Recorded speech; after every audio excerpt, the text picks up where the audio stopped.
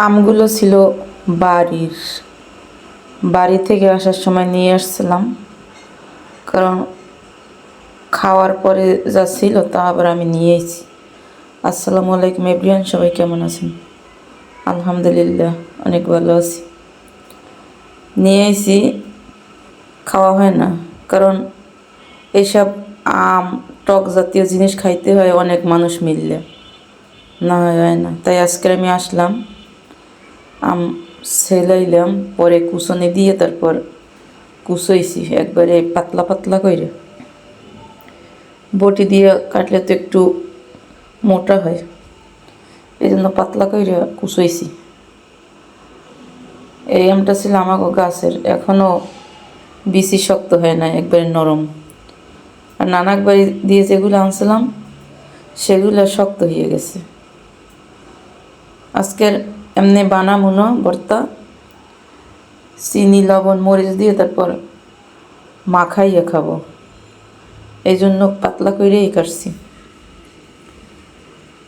আর আব্বু আবার এভাবে খায় না, সে খাইবে আবার ওইভাবে মাখাইয়ে, কিন্তু আমি তো খাবো না। খাইলে খাইবে, না খাইলে চুপচাপ বসে থাকবে। পরে এদিকে আবার বুট সিদ্ধ দিছি, আলু আর ছেলের জন্য আবার ডিম। পরে আসলাম রান্না করার জন্য। বুটগুলো আজকে চিন্তা করছি হাতে মাখাই রান্না করব। একটা ম্যাগি মশলা দিয়ে দিলাম, কারণ ম্যাগি মশলা দিলে অনেক টেস্টটা দ্বিগুণ বেড়ে যায়। আর পেঁয়াজু বানাবো, বাড়ি থেকে মুড়ি আনছিলাম, ঈদের সময় আনি নাই, আমি মনে করছি আছে। পরে আইসা বুট রইছে, আমি বুট আনছি, এখন দেখি মুড়ি নেই। পরে এইবার যাই আবার মুড়ি নিয়ে এসি, কারণ কেনা মুড়ি আমার ভালো লাগে না খাইতে।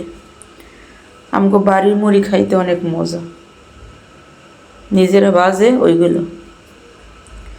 বরিশালের মুড়ি খাইতে মজা আছে, এ জায়গায় কিনতে পাওয়া যায়, কিন্তু আনি না, বাড়ি থেকেই আনি।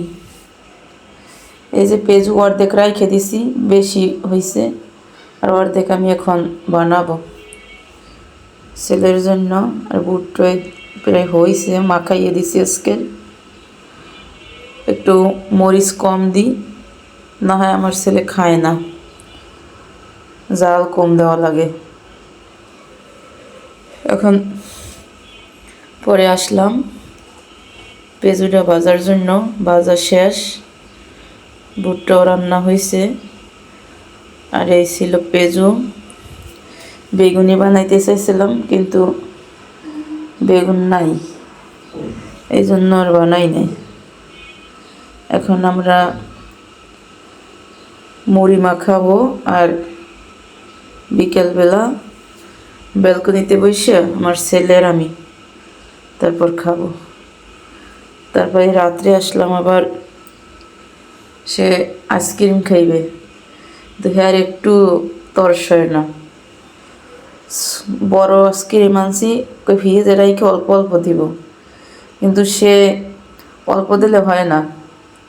আর 30 টাকা দামের একটা আইসক্রিম, এই যে পোলার, ওইগুলো পরিমাণ দেওয়া লাগবে, না হয় আর হইবে না। এই দিছি, এখন সে খাইতে আছে, কোনো কথা নাই, একবারে চুপচাপ। আইসক্রিম হইলে আর কিছু লাগে না। পরে এবার রাত্রের জন্য রান্না করলাম মাছ, বরবটি, এগুলো এখন রান্না বান্না করে রেখে দিছি। হ্যাঁ, আব্বুর জন্য এখন আবার অপেক্ষা করতে হইবে সেই 12টা সাড়ে 12টা পর্যন্ত। আমি আর ছেলে আইসক্রিম আর এগুলো খাইয়ে এখন শুয়ে থাকবো। আল্লাহ হাফিজ।